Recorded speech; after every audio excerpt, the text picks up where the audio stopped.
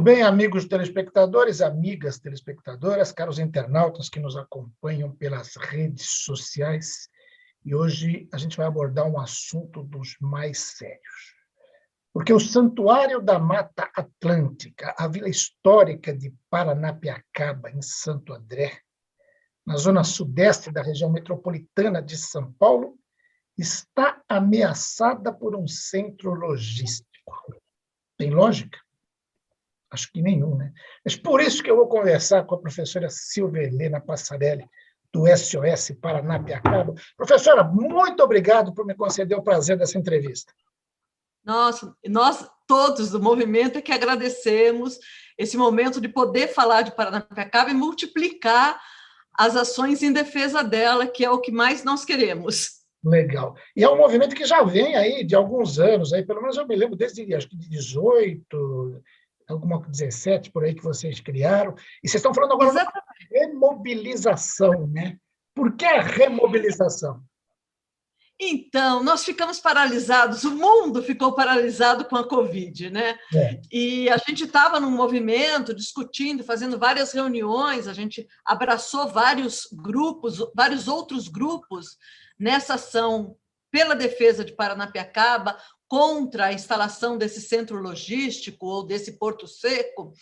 Então, a gente abraçou um grande número de pessoas, mas aí a pandemia não pode reunir, não pode fazer isso, como é que a gente faz agora? Ficou tudo meio adormecido, meio paralisado, mas agora a gente está sentindo que a gente pode ir para a rua de novo, que a gente pode voltar a discutir o tema, e um tema que volta à discussão também por conta de um movimento da Prefeitura de Santo André de fazer a revisão do plano diretor, que é um dos impedimentos hoje da implantação do centro logístico.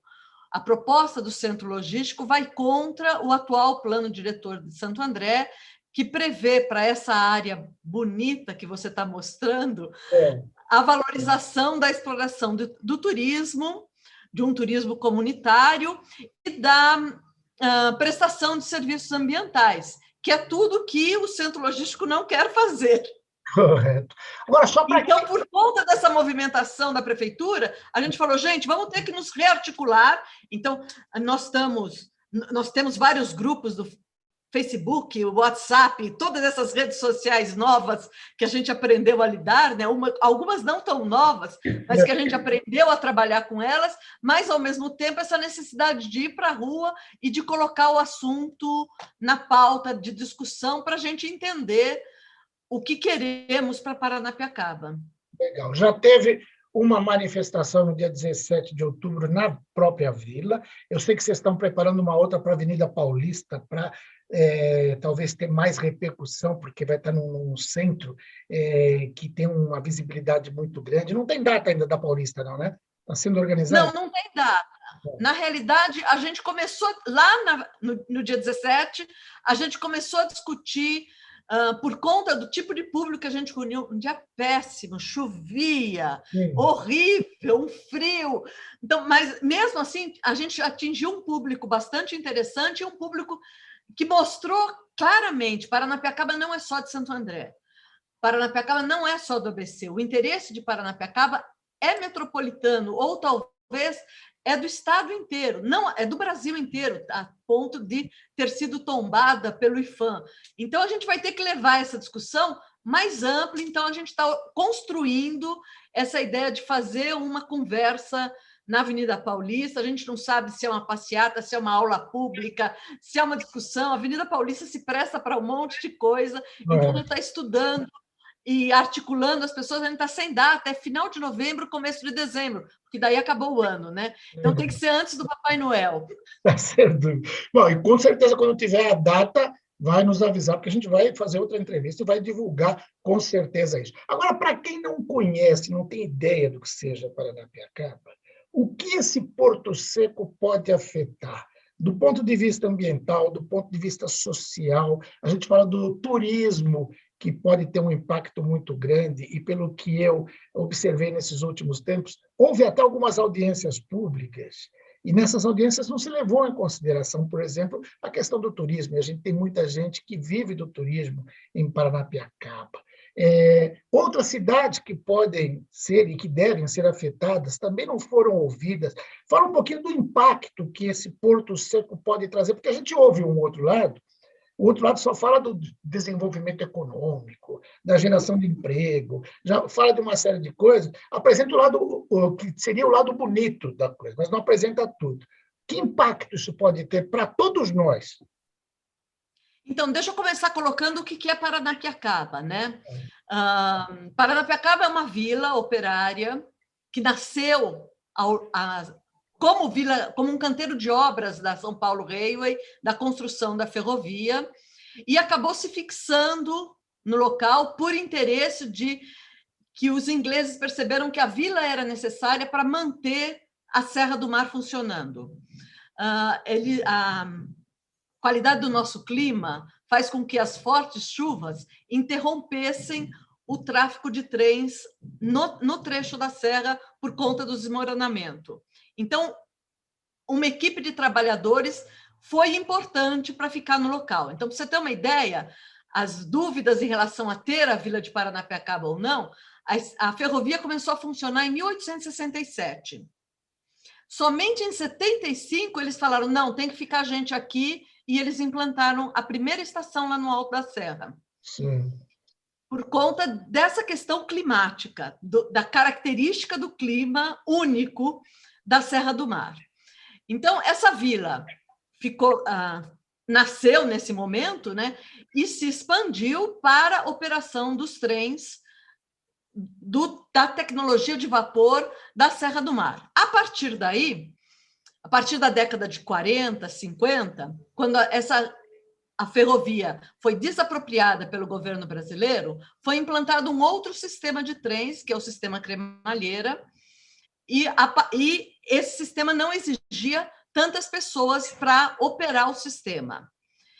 Eu costumo dizer que a vila de Paranapiacaba, ela é um lugar que guarda essa história toda, é um lugar que tem moradores, que tem gente morando, tem uma história importante para ser contada e tem toda essa relação com a Mata Atlântica que a envolve.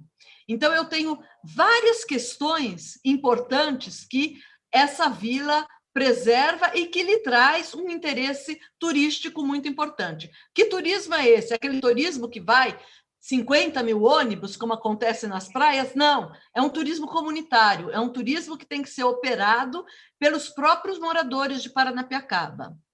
No ano 2000, quando o prefeito Celso Daniel resolveu adquirir a vila, quer dizer, a rede ferroviária colocou tudo à venda, e a prefeitura de Santo André, o prefeito tomou a frente e falou assim, não, então nós vamos comprar a vila para nós e dar a ela essa finalidade de polo turístico. Não de forma isolada, mas um polo turístico vinculado a essa questão do trem e da proximidade da Serra do Mar. Então, envolvendo São Bernardo, Ribeirão Pires, Rio Grande da Serra e esse trecho sul de Santo André, que é o distrito de Paranapiacaba, envolvendo tudo num projeto turístico regional e numa ação local, que é estimular os moradores da vila para trabalhar no turismo. E isso foi feito ao longo do tempo, com avanços e retrocessos, né? Porque a gente não tem uma continuidade política muito clara entre uma prefeitura e outra, então isso avançou bastante, daí mudou o prefeito, não, vamos mudar, se é turismo, vamos contratar um monte de restaurante de fora para vir para cá, depois anda para cá, vai para lá, quer dizer, as coisas não andam no sentido que a gente gostaria o tempo todo, né? Então a gente teve alguns avanços, a gente tem hoje cerca de 900 pessoas morando em Paranapiacaba, e uma grande parte delas atuando na questão do turismo, no receptivo, no restaurante, sendo guia em trilhas que tem no entorno, guias históricos que atendem a população, esses visitantes dentro da vila. Então, a gente tem essa combinação de fatores que levam a vila de Paranapiacaba sendo um centro para um turismo que envolve toda a região, toda a natureza do entorno.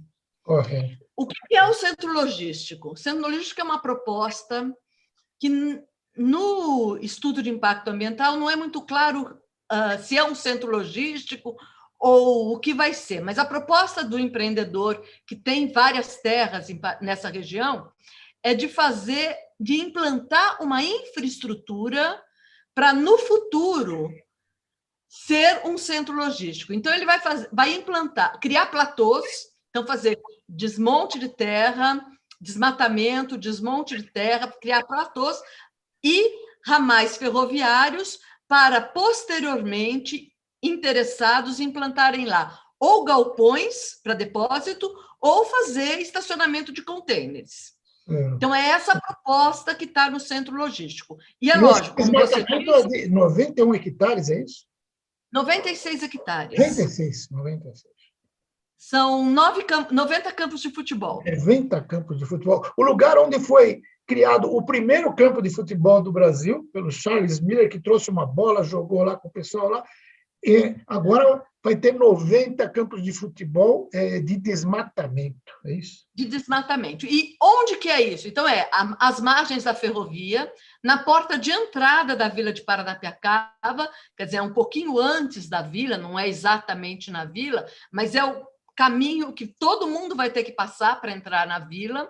Campo Grande. Ao lado, uma reserva biológica mais antiga do estado de São Paulo, que foi implantada em 1909, uma reserva estadual, ao lado do Parque Estadual da Serra do Mar, quer dizer, e às margens do Rio Grande, que é o rio que abastece a Billings. Então, a gente verifica nesse desmatamento, nessa área que vai ser desmatada, iluminada, afugentamento de flora e fauna, o desmatamento que pode provocar assoreamento do rio, o desmatamento que você faz o desmatamento num determinado local, mas isso se expande, porque a vegetação vai morrendo também no entorno. Só fica uma vegetação mais de campo que vai ficar no entorno. Então, não é só isso, vem impactos posteriores que vai agredir esse meio ambiente, né? Que vai reduzir a qualidade da nossa água e, além de tudo, a gente não sabe que tipo de coisa vai ser depositado nesse centro logístico. Vai ser produtos manufaturados? Vai ser produtos químicos? O que é que vem para cá? Nós não temos informação nenhuma. Tanto é que no estudo de impacto ambiental diz que a cada implantação de um galpão logístico vai ter que ser feito um novo licenciamento. Então, você é licenciado o todo e depois vai mexendo ponto a ponto. Quer dizer, isso aí é algo que a gente também não concorda com isso. Então, eu tenho uma alteração da paisagem local, e que é um dos principais atributos de turismo da Vila de Paranapiacaba, o desmatamento, nesse momento que a gente está vivenciando as emergências climáticas e a crise hídrica, um conflito entre transporte rodoviário e o uso que se faz hoje das vias lá. A gente tem as estradas locais que atendem Paranapiacaba, tem um forte uso de turistas a pé, de turistas a bicicleta, de atletas e veículos de turismo que vão estar conflitando com o fluxo de caminhões. E daí eu tenho um conflito entre rota de turismo e estrada, e uma perspectiva de novos empreendimentos para o local, que isso atrai a novos empreendimentos, que isso é um dos pontos que eles levantam como positivo, mas que para nós não é positivo, porque novos empreendimentos significa novos desmatamentos, novo assoreamento do rio, multiplicar potencialmente os problemas que a gente já vê que esse centro logístico pode trazer. Correto. Bom, quando a gente vê a tragédia, por exemplo, de Brumadinho, quando a gente vê essas tragédias que aconteceram por desleixo de se discutir antes a forma de trabalho, de discutir os projetos, a gente vê que isso caminha para o mesmo tipo de problema. E vocês têm conversado, têm procurado, ou têm sido recebidos, pelo menos, pela Prefeitura de Santo André, porque eu sei que há uma briga na Justiça, no Tribunal de Justiça, houve uma derrota do movimento, está sendo recorrendo para o STJ, o STF, alguma coisa assim, depois você me corrige, mas a Prefeitura está aberta ao diálogo? Então, a gente não sabe muito bem o que a Prefeitura está propondo. Em 2019, eles propuseram uma mudança do plano diretor que era completamente arbitrária e que facilitava a implantação desse empreendimento. Quer dizer, não houve discussão com a população sobre essa mudança do plano diretor e eles vieram com a proposta de alterar o zoneamento daquela área para permitir a implantação do centro logístico.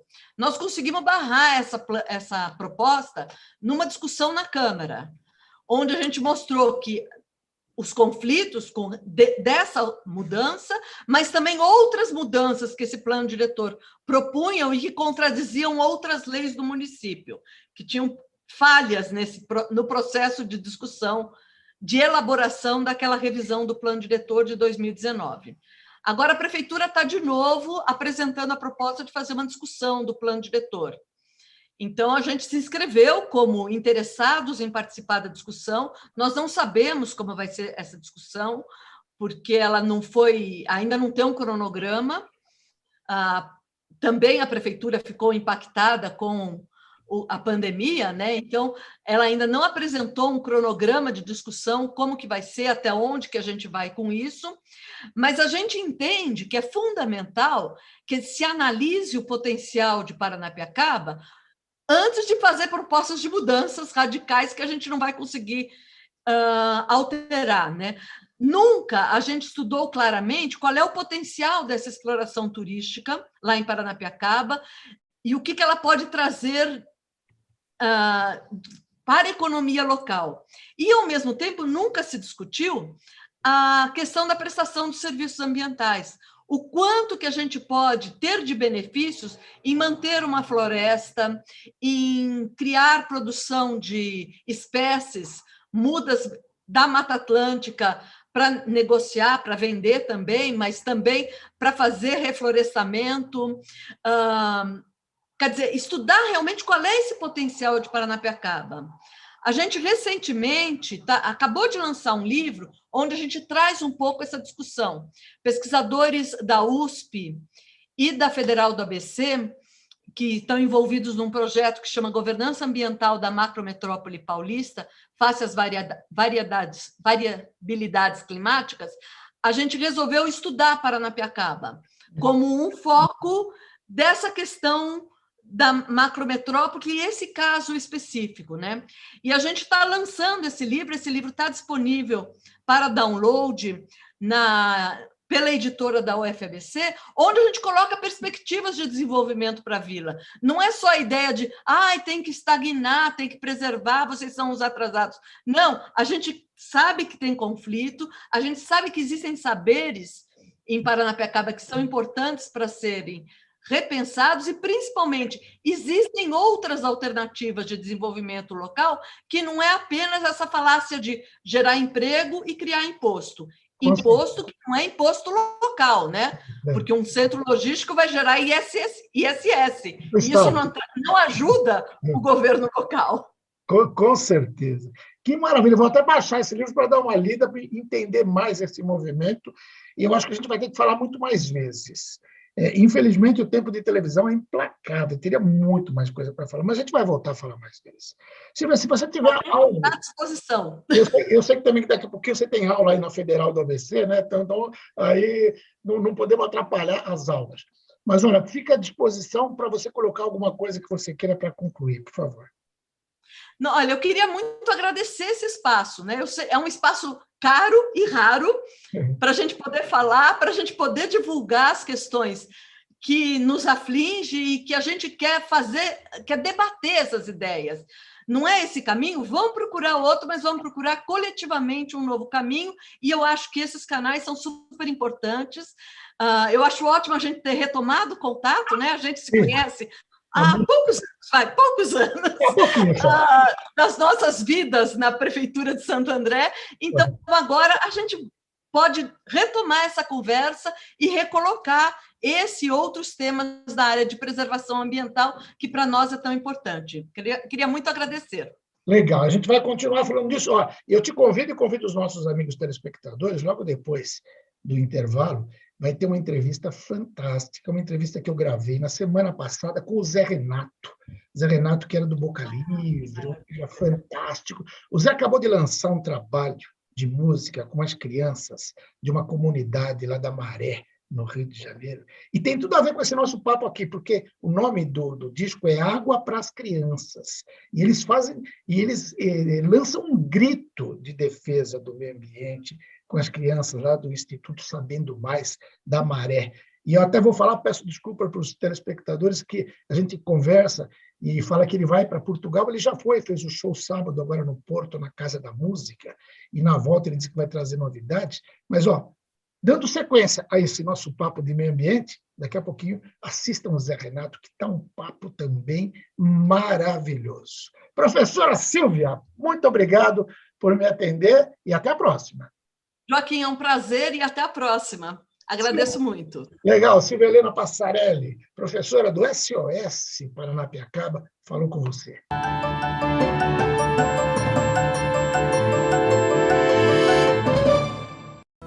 A Patriani oferece 2 prédios inovadores para você morar ou investir em Santo André: o Mirai Campestre e o Sirius Vila Bastos. Apartamentos amplos de 79 a 117 metros, com 2 ou 3 suítes, 2 vagas grandes de garagem e até casa de campo com churrasqueira e piscina privativas.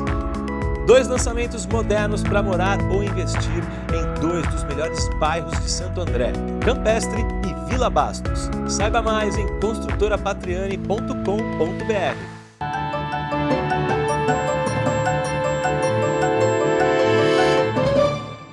Muito bem, amigos telespectadores, amigas telespectadoras, caros internautas que nos acompanham pelas redes sociais, e mais uma vez eu tenho a honra e a satisfação de receber esse grande artista da música popular brasileira, graças a Deus, meu amigo Zé Renato. Zé, obrigado por atender ao pedido desse bate-papo aqui. Eu que agradeço, Joaquim. Prazer sempre falar com você.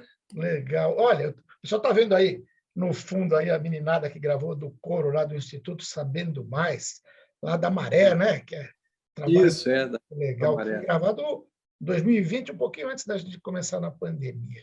Mas É. esse trabalho lançado agora, no Dia das Crianças, Água para as Crianças, aí, é mais do que necessário, não só nesse momento, já era antes, e agora torna-se ainda mais com essa crise que a gente tem, crise hídrica, crise ambiental, não é isso, Zé?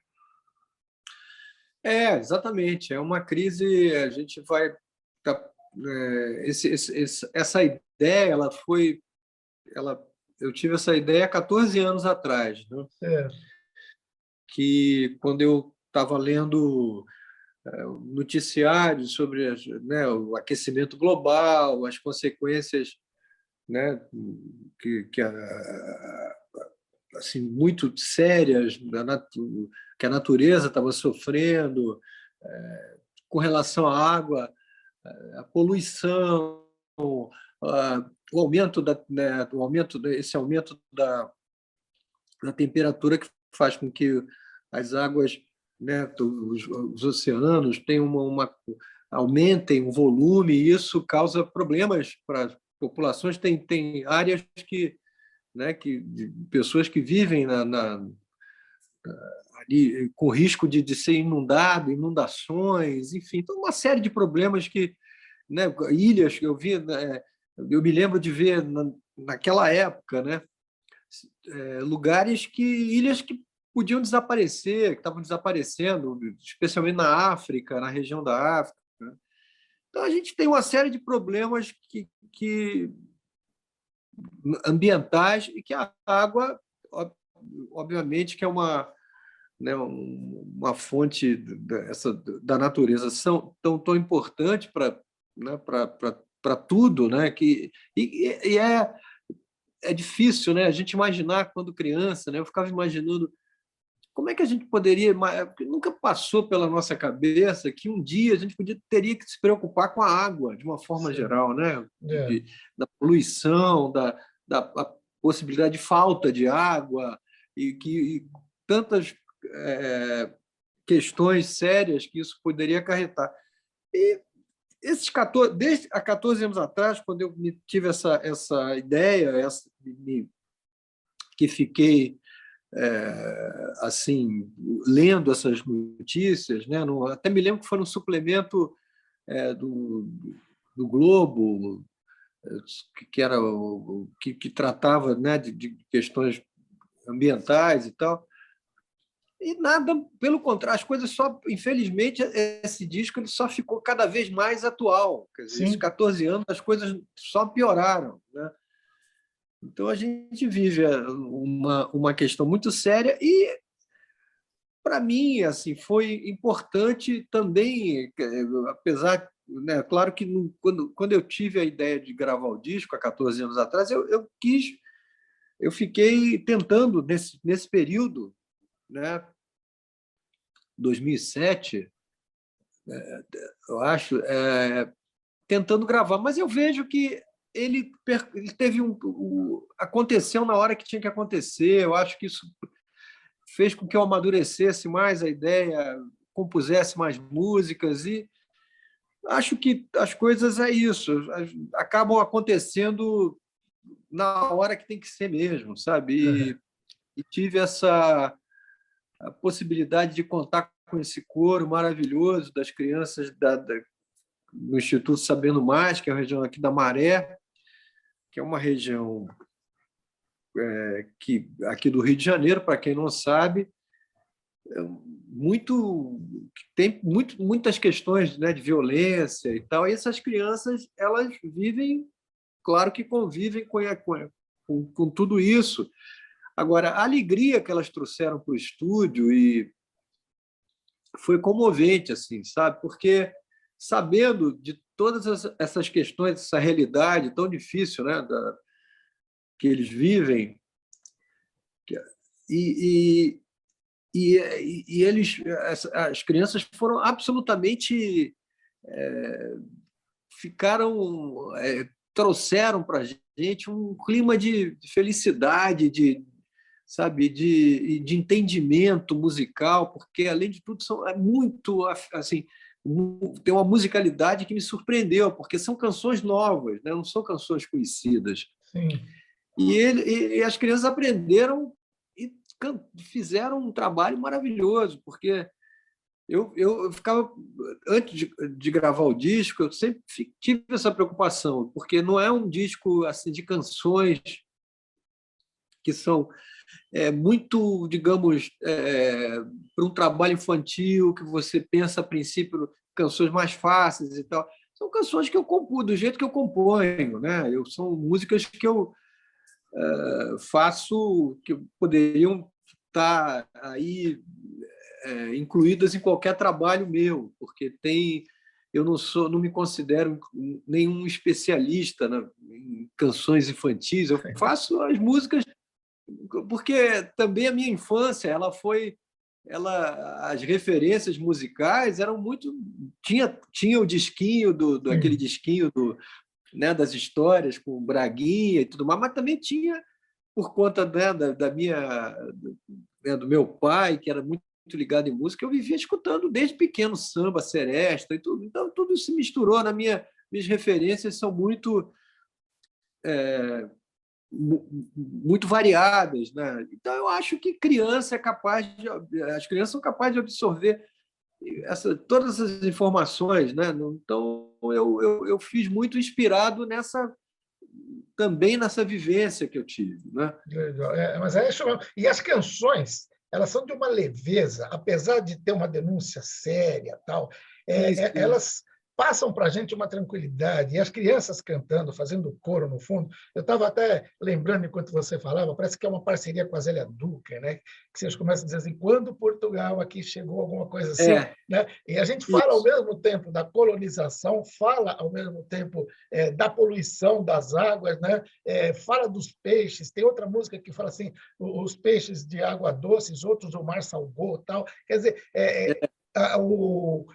ele não deixa de ter esse tom da infância, mas, ao mesmo tempo, ele tem um caráter de denúncia sério, que não precisa ser carrancudo, né?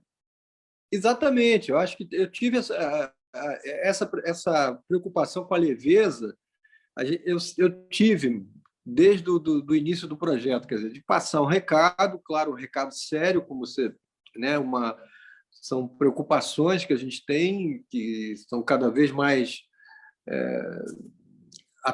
né, o disco é atualíssimo, porque as questões estão aí para todo, né, a gente não precisa ser nenhum entendido em geografia, em ser nenhum cientista para ver a situação, como ela está se desenhando, né, já de muito tempo, né? Antes eram notícias assim no meio do jornal. Hoje em dia são manchetes, né? A situação, essas mudanças climáticas, a questão ambiental viraram manchetes, porque é isso, são coisas muito sérias que estão acontecendo cada vez mais.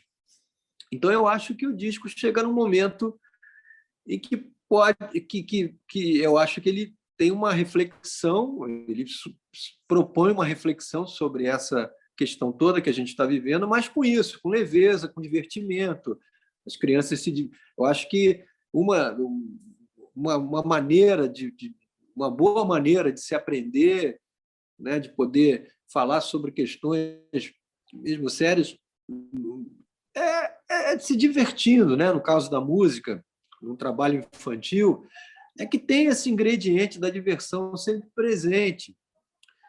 E isso a gente teve essa preocupação, e as crianças, mesmo estando ali, tendo as canções, como eu falei, quer dizer, são canções, a maioria, né, são canções inéditas, as crianças nunca tinham ouvido essas canções, mas eles conseguiram fazer interpretar isso de uma forma absolutamente natural, divertida, com uma musicalidade surpreendente, e eu acho que cumpriu esse papel de fazer da gente fazer um produto, um disco falando sobre um assunto tão urgente, tão sério, mas ao mesmo tempo isso, com divertimento, com leveza. E isso eu acho que facilita a comunicação, facilita o entendimento do que está sendo falado, do que está sendo colocado, né? É verdade. E você teve, além das crianças, parcerias fantásticas, né? Eu já citei aí a Zélia Duca, citei a Joyce, citei o Paulo César Pinheiro, tem só feras aí, né? Tem um pessoal mais novo também que aparece e tal, tem Pedro Luiz, tem Marina. Fala aí dos parceiros desse projeto, músicos espetaculares tocando, né? É verdade, tenho essa sorte, né, de ter parceiros aí maravilhosos. Tem a primeira música, a música que deu o start no projeto foi a parceria com Ivan Santos, que é um paraibano que mora, um poeta, né, músico paraibano que mora há muito tempo na Alemanha, que é parceiro do Lenine, de vários outros compositores. E a gente fez o Água Pra Quê, que foi a primeira música, né, do projeto, que eu acho que é a música que puxou toda a ideia, né, que ela traduz muito bem a ideia do projeto.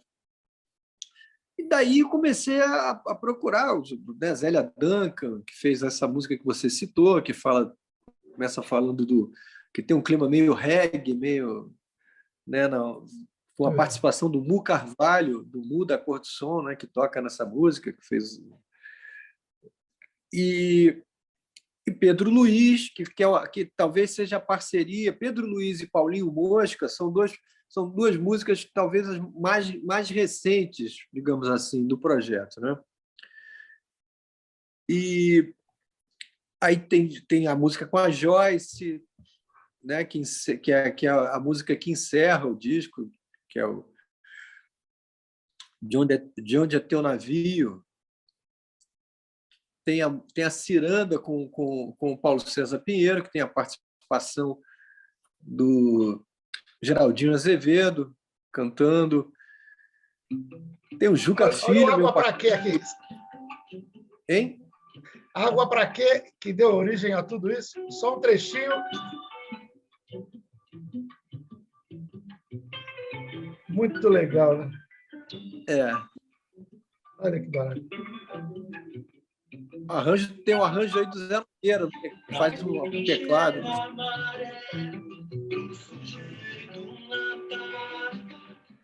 Eu vou parar, porque depois, senão, o Facebook nos corta, diz que a gente não tem tem direitos autorais aí para respeitar. Mas é só um trechinho para o pessoal ficar com vontade. E é legal que o lançamento também, essa parceria é muito legal com o selo Sesc, que coloca ele gratuitamente, né, para a gente poder ouvir quantas vezes quiser. Eu tenho ouvido aí todos os dias, durante horas, assim, porque eu fico encantado. Eu vou fazer minhas caminhadas aqui no quintal de casa pela manhã, boto, porque isso aí ajuda a gente a começar o dia bem melhor, pelo menos sabendo que tem uma mensagem boa para todo mundo, viu? Legal, Joaquim. Beleza. Eu espero que as crianças e os adultos, né, se divirtam ouvindo. Eu acho que o disco ele tem esse propósito, né, o principal é isso, essa comunicação principalmente com as crianças, claro, né? Eu acho que criança, quando ouve criança cantando, também se tem uma, né, uma conexão, estabelece uma conexão mais fácil quando ouve a voz de criança, né? E o disco inteiro tem as crianças cantando, tem faixas, tem músicas que são só eles, né, cantando, como, por exemplo, a música com Juca Filho. Então, tem um solo lindo da menina que faz parte aí do grupo, começa com ela, um solo maravilhoso, uma voz linda. E é isso, eu tive essa sorte, né, de ter parceiros maravilhosos junto comigo, que souberam captar, assim, souberam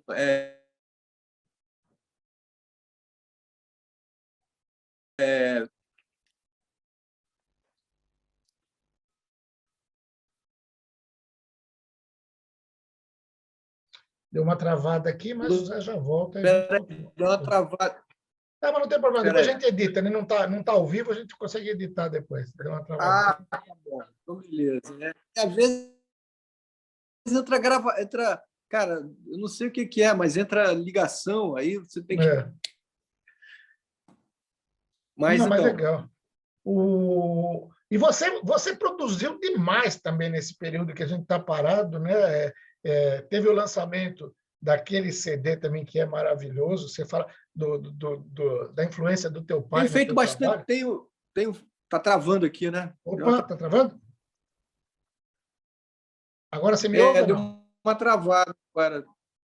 Cara, eu te ouço, mas a minha eu acho que está meio. Deixa eu ver. Agora, a internet é um negócio, né, cara? Esse negócio, Agora parece que voltou, não sei.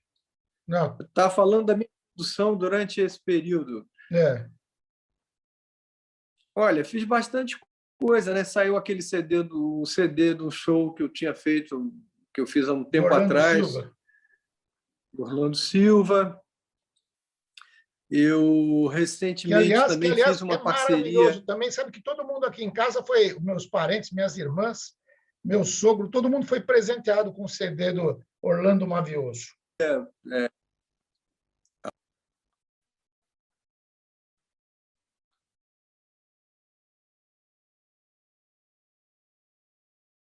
Está travando. Travando de novo. Oi, Joaquim. Está me ouvindo? Agora estou, pode falar. Então, teve esse CD do Orlando Silva, que foi uma edição do selo Descobertas, um show que eu fiz, né, bastante tempo atrás e que tinha sido gravado ao vivo e Descobertas lançou. Recentemente também eu lancei um single, um vídeo com um cantor chinês, a primeira vez que eu faço isso, até me arrisquei, que ele fez uma versão, cantamos uma música, parceria minha com Pedro Luiz, e fizemos uma música chamada Sutil Cintilar, falando sobre meio que citando essas relações culturais, históricas entre o Brasil e a China, a Rota da Seda, misturando falando um pouco sobre isso. Legal. E com um cantor maravilhoso, que é uma parceria que me deixou muito animado, porque uma novidade, eu não conhecia esse lado da música chinesa, que tem uma conexão com jazz e tal, e isso foi bacana. Fizemos isso, o Coco Zhao, que é esse cantor chinês. Então, isso foi uma novidade também, uma coisa bacana que aconteceu tem acontecido, essas coisas, né, que vão acontecendo durante a pandemia. E agora o disco das crianças, né, que está sendo uma felicidade poder estar lançando esse disco, com essa parceria com o selo Sesc, e a gente poder estar realizando esse sonho que começou há 14 anos atrás. Legal. E, ao mesmo tempo, retomando os shows, né? Aos poucos, show em Brasília. Teve um show aqui no Bourbon Street que eu estava louco de vontade de ir, não pude, infelizmente. Foi num domingo. Estou sabendo que você vai para Portugal, vai cantar lá perto dos meus amigos lá do Porto, Lisboa. Tem shows aí sendo retomados, que é muito legal, né? Eu acho que aos poucos as coisas estão, né, à medida que a vacinação vai vai, né, ampliando, vai acontecendo, as coisas vão sendo retomadas, né? Na nossa área estava tudo muito parado. E agora começa, aos pouquinhos, a voltar, né? A ter mesmo claro, ainda com restrições, no teatros sem ter com parte, né, do público só, disponibilizando parte só da plateia, mas importante que esteja voltando e que a gente tem que torcer para essa vacinação continuar nesse ritmo, para que a gente tenha aí um país um pouco menos tenso, né? Apesar de tudo isso, todas as barbaridades que nos cercam, mas eu acho que a gente tem que enfrentar isso e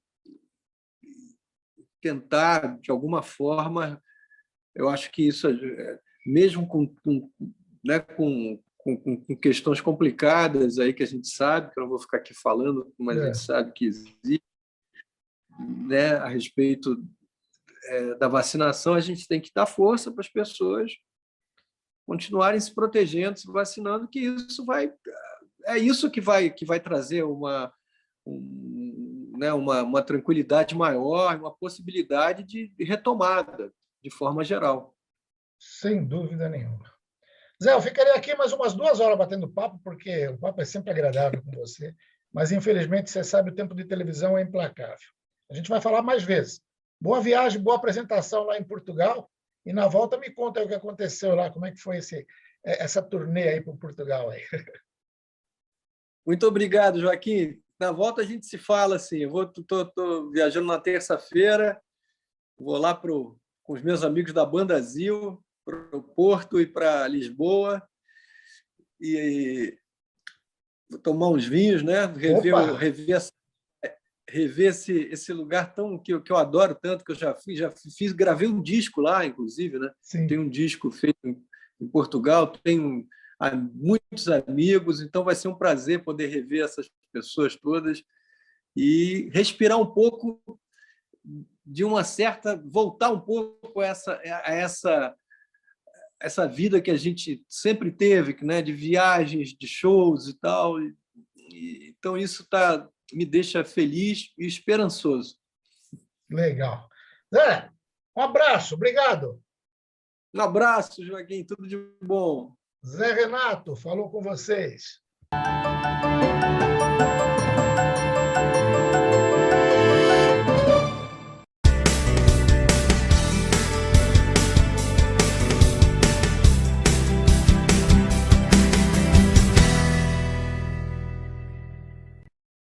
Muito bem, começa mais um bloco Saúde do Homem e hoje, olha aí, olha a imagem que eu tenho no fundo aí. 6ª Jornada Pernambucana de Urologia e eu converso com o professor Dr. Marcos Tobias Machado, urologista da Uroprocto, direto de Porto de Galinhas. Que lugar maravilhoso, né, professor? Um dos lugares mais lindos do mundo, né? Eu que viajo bastante posso falar isso. Com certeza, pode falar com todo o conhecimento de caso. Mesmo quem conhece mais por fotografia, Eu tive a oportunidade de conhecer Porto de Galinhas há alguns anos. É um paraíso na Terra, é um lugar maravilhoso. Agora, tem novidades aí nessa jornada pernambucana de urologia? Como médico sempre tem novidade, mas o que mais chama atenção é a personalização da medicina, a evolução da tecnologia e personalização. A capacidade que a gente está tendo de tratar os indivíduos individualmente, não com o mesmo tipo de tratamento todo mundo. Além disso, a própria evolução da tecnologia, com várias formas de fontes de energia, laser, cirurgia robótica, medicina de precisão, imagem em 3D, genes, localização específica de genes para alguns tumores, com drogas, tratamento específico, muito menos tóxicas que quimioterapia. Então, super interessante, uma aula que eu assisti aqui só sobre sexualidade e mídias sociais, espetacular, assim, bem moderna, mostrando o risco que adolescentes têm em alta exposição nas mídias sociais, todo tipo de coisa possível, desde encontros até acesso à informação, até risco, risco de se expor, exposição. Super bacana o congresso, está muito bom, ele está bem interativo. É interessante que o congresso hoje moderno é isso, porque a informação está na internet, toda ela. O que você quer ver no congresso? Coisa interativa, opinião, caso clínico, discussão, pessoas dando opinião de coisas, assuntos novos. Então, está muito interessante essa jornada, muito bacana. Legal. E eu lembro que a gente falava, mais ou menos na metade ali da pandemia, com alguns meses, quando só se tinha essas reuniões online, como a gente está fazendo essa entrevista aqui, e a gente falava da necessidade desse face-to-face, desse tete-a-tete, dos cafés, onde se troca muitas ideias, dos almoços, dos encontros, do network que se faz. Já está dando para sentir a diferença, e isso melhora muito até na compreensão dos temas que são discutidos? Estamos começando, ainda tem que usar máscara na sala, a distância entre as cadeiras ainda tem um mínimo 1 metro entre uma cadeira e outra, mas eu acho que a presença, o estado de espírito, a maneira de falar presencialmente é diferente. Então as pessoas sentem. E na hora da refeição, na hora de comer, está todo mundo sem máscara, e aí a gente conversa, bate papo, toma uma bebida juntos, dá risada, lembra de histórias antigas. Eu já tenho 30 anos praticamente na urologia, então eu tenho amigos aqui com 30 anos de histórias, que a gente se via quase todo ano. Então tem muita coisa que a gente lembra, muito bacana. Às vezes estudamos juntos, na residência, nunca mais vê, e depois viaja para um outro estado, o indivíduo está no outro estado, você vem dar aula, eles vêm. Encontrei meu fellow aqui, Felipe Araújo, entreguei um livro que nós escrevemos na época que ele era fellow, demorou 6 anos para sair esse livro, e agora saiu o livro, eu fui levar um exemplar para ele, e ele me ajudou muito a escrever esse livro. Então, essas histórias, que a gente pode contar pessoalmente, que são muito interessantes. E eu estou vendo aí que tem um simpósio de ligas também, As ligas são normalmente compostas por estudantes, por acadêmicos aí. Então tem essa relação também, além dos profissionais, dos médicos com mais experiência, também aquele pessoal que está estudando e está se formando, que está conseguindo aprender muito de novidade, Na verdade, o que a gente tem que ensinar para eles, por exemplo, achei super legal, uma das aulas que me pediram para dar foi a análise de um artigo científico. Como analisar criticamente, se a informação é real, se não é, se tem erros. Então, falar sobre a metodologia, de como fazer um artigo bem feito e como ler, e como interpretar e para quem serve. Olha lá, tal coisa serve para determinado tipo de paciente, não serve para todo mundo. Que vieses que tem, o indivíduo escolheu uma amostra errada, ou então o resultado está inválido. Então, essas coisas todas, essa foi a aula que eu dei para os acadêmicos. Mas essa aula, por exemplo, de mídias sociais e sexologia foi para eles.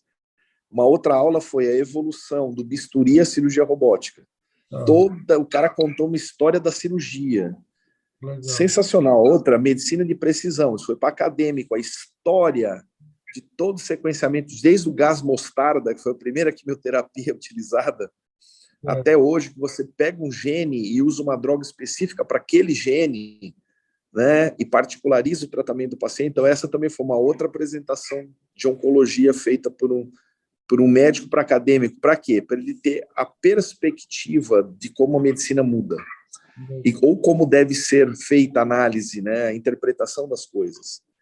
Tá super interessante o congresso, está muito bacana, muitas mesas de discussão, participei de uma de câncer de próstata, daqui a pouco eu tenho uma de câncer renal, então está muito bacana o congresso. Deixa eu perguntar, quando você falou de mídias sociais e falou do jovem, tal, não sei o que, o comportamento, isso também varia muito de região para região, né? De local para local. Você está, por exemplo, em Porto de Galinhas, que é uma cidade de lazer, onde as pessoas automaticamente acabam se sentindo um pouco mais liberadas para determinadas atividades. Tal. Você vai lá para o Rio Grande do Sul, a forma é diferente. Isso também passa na discussão aí, porque tem a questão social que envolve todo mundo. Passa, com certeza, e passa no programa. Aqui hoje é que atrasou o programa, mas o programa estava para até às 15h. Para depois piscina, diversão, lazer, happy hour. Né? Em vez de marcar uma festa, marca um happy hour na piscina. Sensacional, né? Bacana demais. Encontrar os amigos. Quantos dias de jornada? Um dia só? Vários? São 2 dias. Amanhã tem também. Amanhã o foco é câncer de próstata, então vou dar 2 conferências sobre a extensão e cirurgia em câncer de próstata e discutir casos. Mas vai ser bem interessante também. Legal. E a organização é da universidade? Como é que é isso? Sociedade? É da Sociedade Brasileira de Urologia. Sociedade tem múltiplos componentes, né, de vários serviços, de várias universidades. O interessante é que tem a representatividade de todos os serviços, né, para poder dar voz para essas universidades, esses centros que desenvolvem pesquisa, que têm professores que ensinam. Então, é interessante isso, eu encontro aqui, eu tenho muitos amigos aqui. Interessante que na minha área de cirurgia laparoscópica e robótica, tem muita gente daqui que foi para estudar na França, como eu fui. É um lugar muito diferenciado, é interessante isso. E são líderes hoje na medicina nacional e até na América Latina.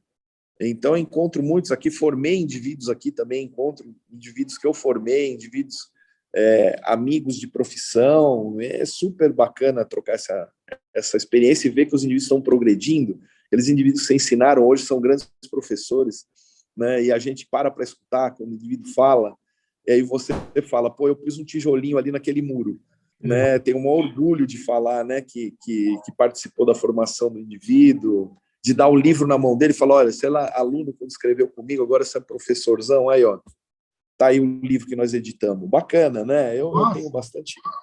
Me deixa muito feliz isso, essa atividade. Legal. E eu fico feliz de você ter conseguido arrumar uma brechinha aí entre uma aula e outra, entre essa maratona, né, de estudos, de palestras, de aulas, para nos atender aí para mais essa entrevista. Se tiver algo que queira acrescentar que eu não perguntei, fique à vontade, professor. Acho que essa entrevista no meio das aulas é o charme da coisa, a gente poder falar no calor do aprendizado e poder transmitir para o público aí toda essa coisa bacana que está acontecendo na medicina, na urologia. Legal. E é bom a gente mostrar também para o público que o médico de verdade, mesmo sendo professor, mesmo tendo formações, ele não para de estudar o tempo todo, não para de aprender. A aula está aprendendo o tempo todo. E isso só reverte em benefício dos seus pacientes, né? Na verdade, nós somos eternos aprendizes. E aí tem uma frase que a medicina é a ciência das verdades transitórias. Então, quem achar que aprendeu a medicina e ela não vai mudar, está completamente enganado. Então, quem entra nessa roda é uma roda viva. Ela está em constante modificação. E, às vezes, uma coisa até antiga volta a ser utilizada com outra roupagem, com outra maneira de ser encarada. Então, é bacana, é motivador, bem motivador, bastante motivador. Tá ótimo. Professor, muito obrigado. Bom happy hour aí daqui a pouco Bom evento no sábado e na semana que vem tem mais Bloco Saúde do Homem. Grande abraço a todos. Até a próxima. Até. Professor Dr. Marcos Tobias Machado, urologista da Uroproctor, falou com você direto de Porto de Galinhas.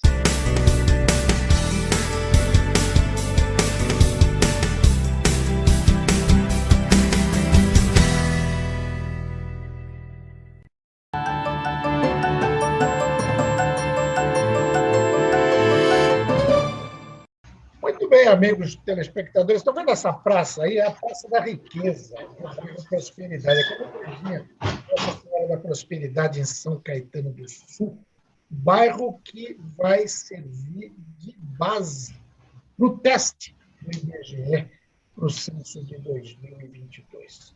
Por isso, eu tenho a honra de, mais uma vez, conversar com a Carol Mesquita, coordenadora, e vai ser recenseadora nesse teste, né, Carol?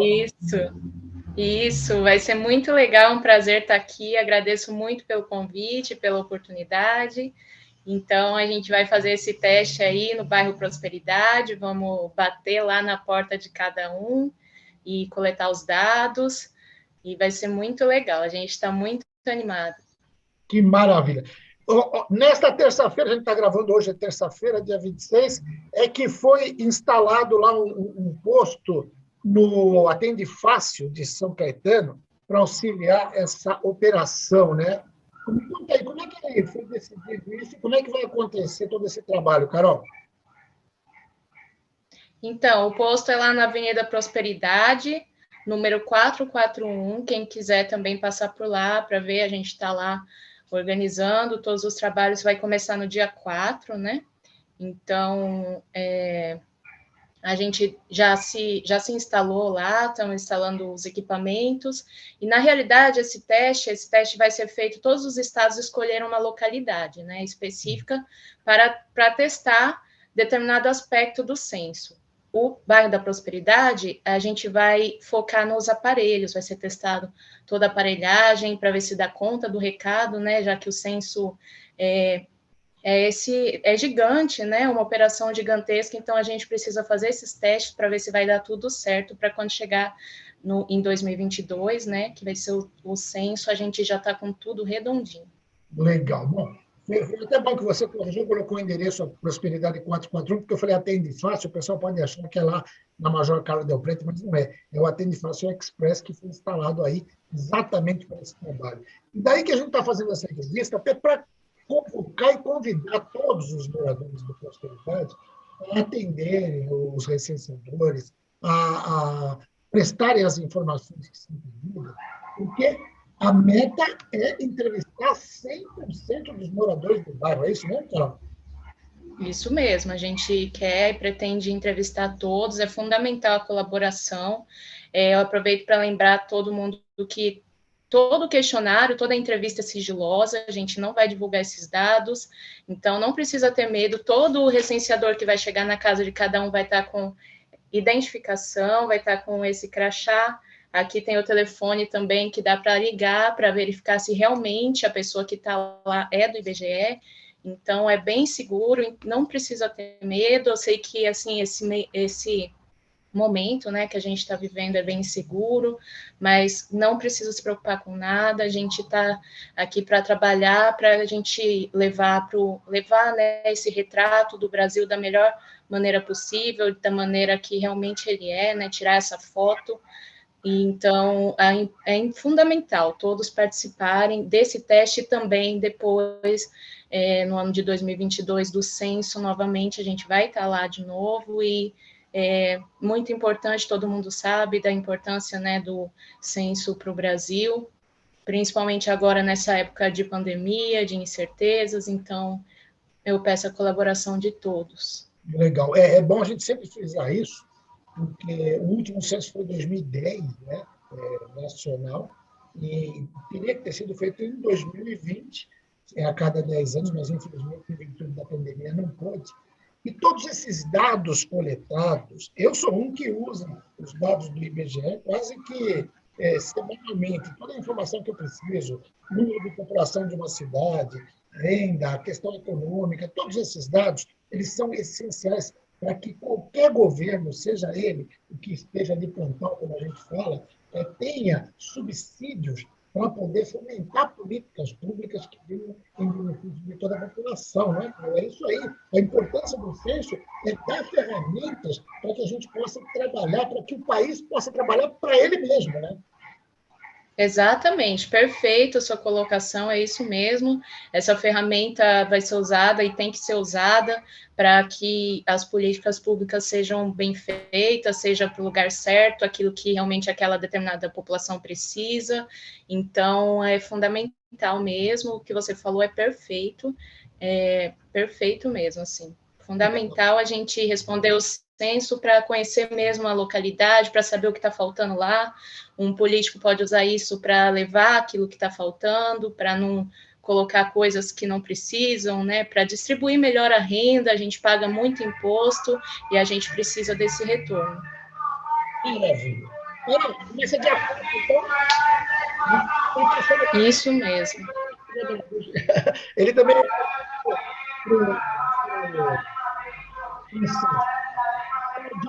Desculpa, falhou. Não, porque passou o caminhão dos pão, mas não tem problema, não. Ele também é importante para você.